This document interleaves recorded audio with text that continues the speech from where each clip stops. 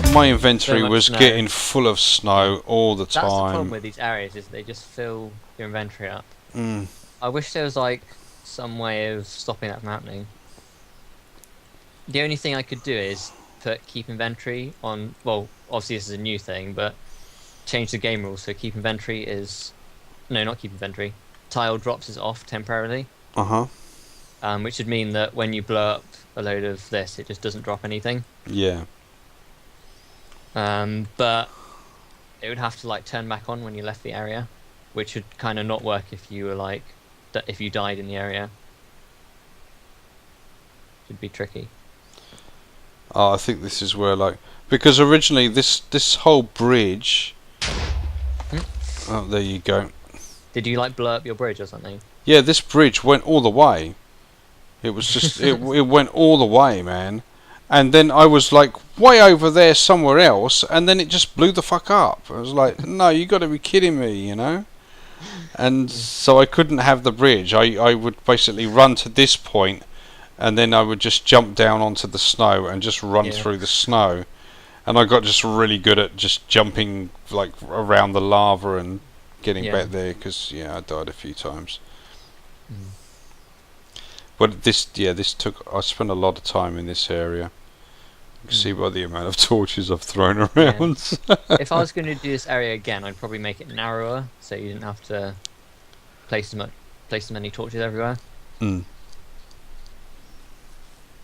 And one thing I've sort of started really hating is when you can see the sky in the other end of the tunnel. Yeah, I think that's just because it's really huge. Yeah. There's two things I can do. One is I can permanently set it to night in the area. Yeah. Like you have like a proximity detector that detects you and then turns it to night, which would make it look a bit less ugly. Or I can just make the area smaller, but sometimes I want large areas. Yeah. This was a huge area. I think it probably could have been 2/3 of the size and would have still been huge. Yeah. I know you could maybe have made the actual dungeon area bigger and made the whole thing like a maze. Yeah. To get through. So. Well, this area was kind of like I want another area, and I wasn't sure what to put.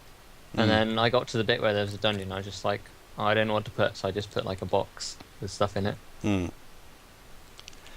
Yeah. But yeah, it would be cool if there was like a sort of maze there. Might be nice. But it looked really good. When I came out here and I just saw all the snow, and it was like, wow, this looks cool. Yeah, it was good. One thing I have thought about doing is making a maze out of creepers. Oh my god. Basically, you give the creepers like slowness 10 or something, and they become immobile. And then you spawn them just in certain positions, and then they just stay there and they can't move, and you have to walk around it. And if like a skeleton shoots you off to the side, you get blown up. Oh god. Oh man. Or the other thing I could do is they could be like inside water, so their feet would be in water, and then they could have like half slabs around them, so they can't jump out. Yeah. So they wouldn't blow up the half slabs, but they wouldn't jump out as well. But you still get hurt. And the other thing I could do is I could increase their blast radius, so it's like quite large. So even if you're like, because I think you take a bit less damage when they're in water, so it sort of balance out. Yeah, they do. When they blow up in water, they tend not to do too much damage to you, unless you're like sitting right on top of them. There's two new things they added in the recent snapshot that I am gonna use when I update these maps for 1.5. One of these is enchanting books. Have you heard about them? No, don't think so. Basically, they're a book that you've put in the enchanting table when it's got an enchantment on it, and then when you put it in the anvil with a weapon or something, it'll give it that enchantment. Oh, that's right. People were saying that on a server I was playing on, they were enchanting like all kinds of stuff. Mm. And I don't know if it's a glitch at the moment in the snapshot. They've updated it so that now you can enchant anything with anything if you're in creative. If you're in survival, now you can only enchant certain stuff. All right. Yeah. But what you can do is you can now put unbreaking on anything. Yeah, it'd be really good to have unbreaking on weapons, I always thought. Yeah. You can get some books and enchant them with unbreaking, and then put them on like a chest plate or something. In survival, you don't need to be in creative, which is pretty good. Alright, so here's something then. Why the hell would you get fortune on an axe? Oh, did you pick up a fortune axe? No, we've been wondering about this now for ages. You could still use fortune. You could use the fortune to get... Wait, what's fortune for? Fortune's for mining stuff, isn't it? Yeah. It doesn't benefit you at all. It doesn't benefit you at all. You could use it on glowstone and crops and things like that. Anything that doesn't need a pickaxe to be mined. Alright, so anything that you can mine by hand, basically. Yeah. Oh, okay. Alright, because, I keep getting fortune axes in regular Minecraft, and it's like, what's the point of this, you know? I don't get more apples, I don't get more saplings, you know? It's That'd be good if it did. Yeah, that's what I thought it did, you know? It's like I had a fortune shovel on, I think it was on the native server, and I went off and I was digging clay, and I was convinced that I was getting more clay using a fortune shovel, but I wasn't. You know? Stupid Enderman. One thing that Dinnerbone has done is he's changed all the enchantments for like protection. So now fire protection does more than just reduce damage, and blast protection does more than just reduce damage as well. It'll like, I haven't tested it, but I think it will be something like reducing knockback from blasts and stuff like that. Yeah, because I think that if you have like, so I'm not quite sure if this is 100%, but you have like say protection 3 chest plate, protection 3 pants, and protection 4 boots. That is the maximum protection you can get. And you're actually, if you get like fire protection, you're kind of being gypped. You're better off just getting regular protection. So well, if you had say those 3 protections at 3, 3, and 4, and then you had fire protection on top, it would actually be better. Because fire protection doesn't stack, but fire protection is different to protection. Oh, okay. Normal protection doesn't fully protect against fire. Okay.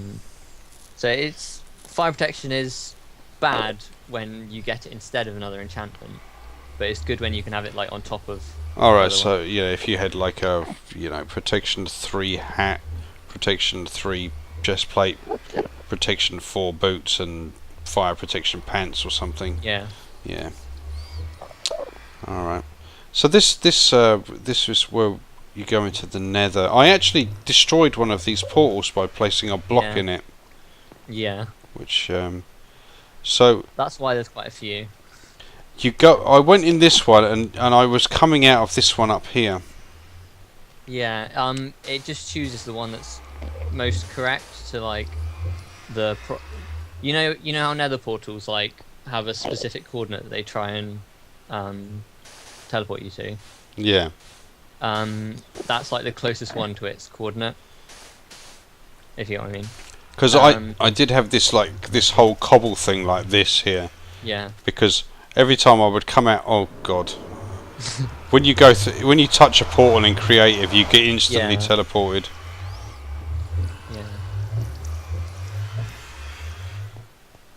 No, I can't get back. All right, there we go. If you get out.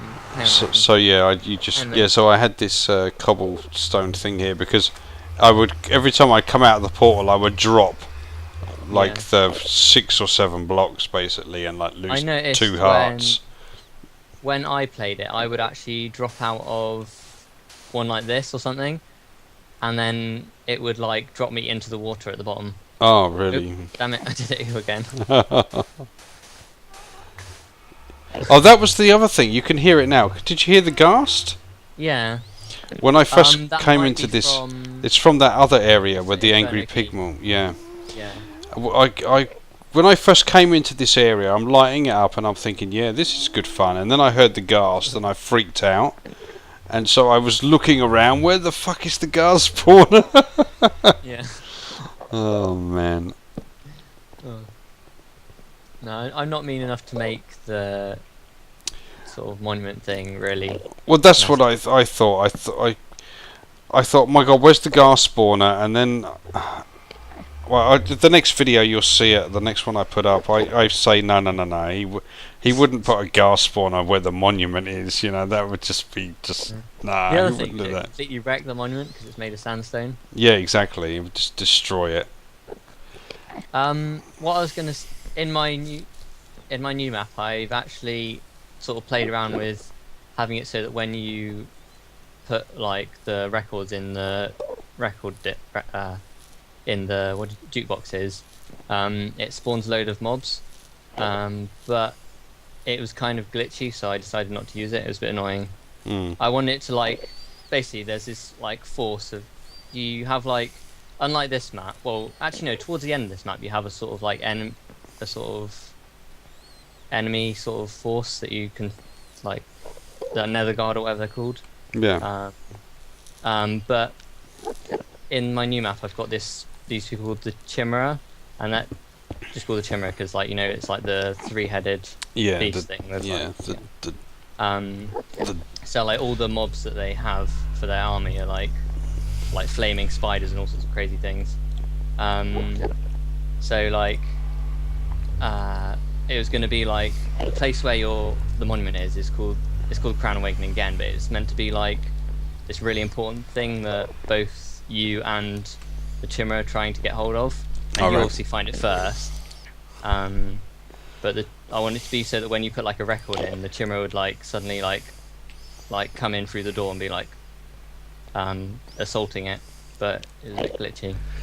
I don't know exactly how 3.2 did it. I think he used spawn eggs, but Yeah, spawn eggs are a lot easier, but I wanted like mobs with armor.